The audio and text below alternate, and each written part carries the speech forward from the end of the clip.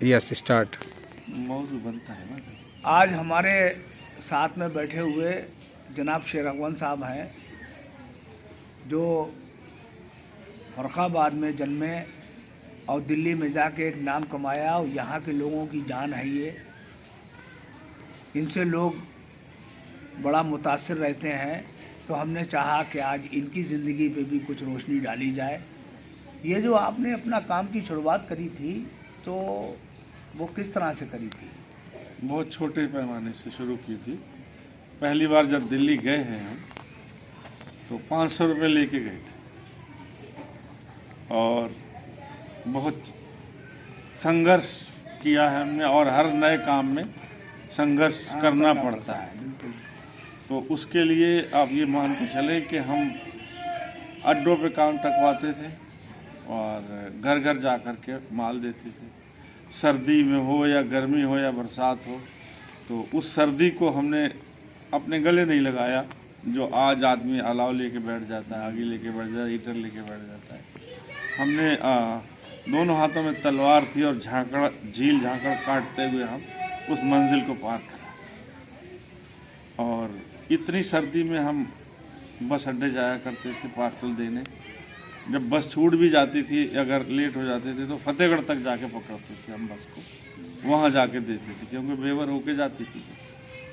फिर सलमान का इलेक्शन आया 89 का, उसमें हमने इनसे एक शर्त तय की कि भाई हम तुम्हारे साथ तो रहेंगे सब, लेकिन फर्रुखाबाद के लोगों को बड़ी तकलीफ़ है और वो तकलीफ़ है बस से सफ़र करने, क्योंकि हम लोग बस से जाया करते थे सर्दी में, कम्बल ओढ़ लिया और मुर्गा बन गए, कुकड़ों को बने बैठे हैं उस हिसाब से।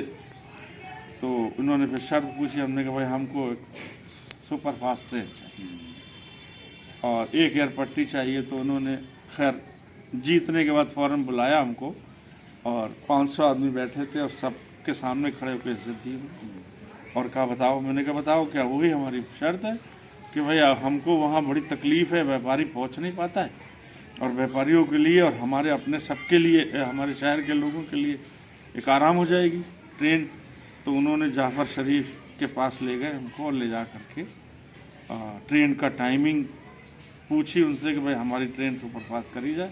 तो उन्होंने कहा कि अभी कोई प्लेटफार्म खाली नहीं है इस टाइम का। तो हमने कहा कि भाई हमको लास्ट का टाइम दे दो, 11, साढ़े 11, 12 तक का दे दो, ताकि हम सुबह 5 बजे 6 बजे पहुंच जाया करेंगे लोग, तो आसानी हो जाएगी, इधर से काम करके निकल जाया करेंगे। तो उन्होंने फिर हमको लास्ट का टाइम दिया था, 11:50 का टाइम दिया कालिंदी का। और उसके बाद फिर उन्होंने एयर पट्टी बनवाई मोहम्मदाबाद में, उन्होंने अपने दोनों वायदे पूरे।